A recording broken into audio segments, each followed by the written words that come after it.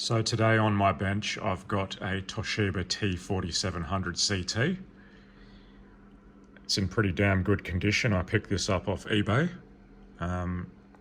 quote unquote untested, which usually means something is a boat anchor when you're buying it from eBay.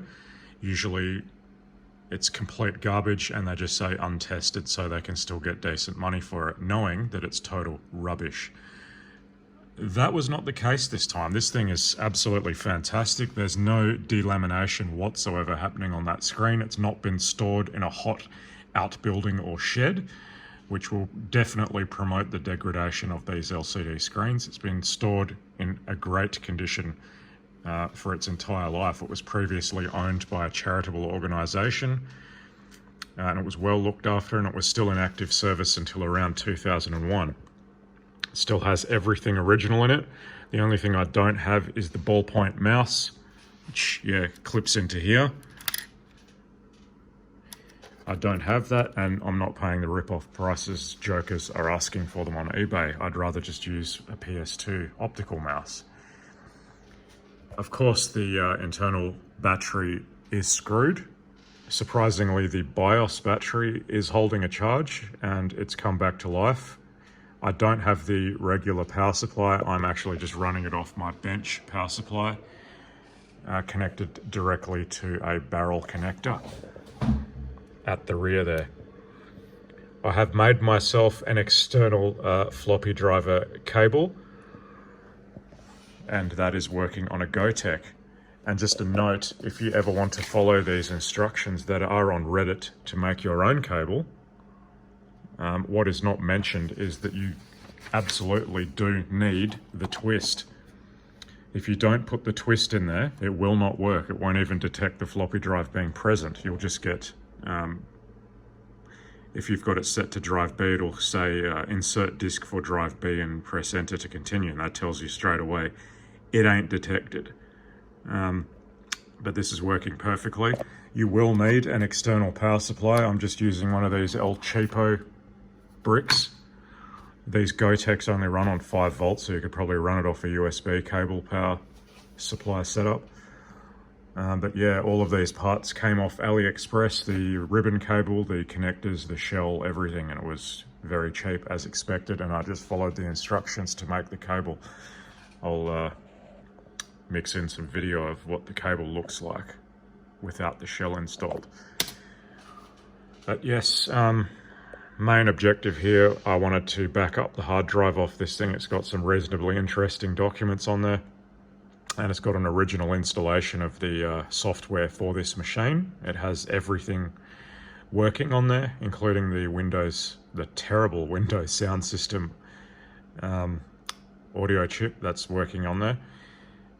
Working fine, but yeah, it is a useless audio interface because there's not many games for DOS that actually support it natively. So what I can do now with my external floppy is I will get a CF card installed in there, and I'll get that F-disked and formatted and system files, and then I can just use that to swap between a real PC and this instead of any other method of transferring data onto it. Just makes life a whole lot easier.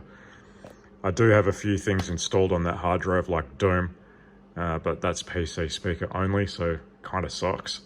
And initially I transferred that over using the terminal application in Windows 3.1. It took like, I don't know, half an hour to transfer that from one Windows 3.11 PC to another over a null modem cable. It works, but it's annoyingly slow. The CF card is going to solve all of my problems. So that's my neat little solution there for my GoTech running the HXC firmware. Nice and compact, and I did a very good job with that, even if I do say so myself.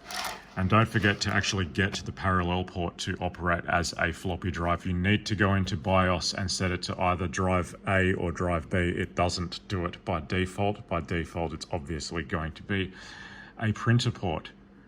Once you've done that, and you've made the cable correctly, and not forgetting the twist like I did originally, it just works. But remember, The BIOS is hard coded for the external drive to be 5 1/4 inch. It does not support 3 1/2 external. That was the original factory option, 5 1/4 inch, and there's no way to change that. It is hard coded in the BIOS.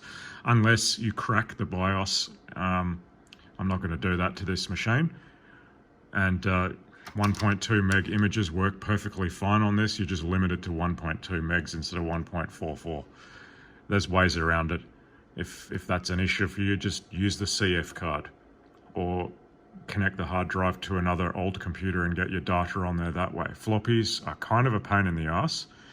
They're a last resort, but they're kind of a necessary evil for that first setup of your mass storage, like doing the F disk and formatting that. After that is done, I like to use other methods to get data onto the machine.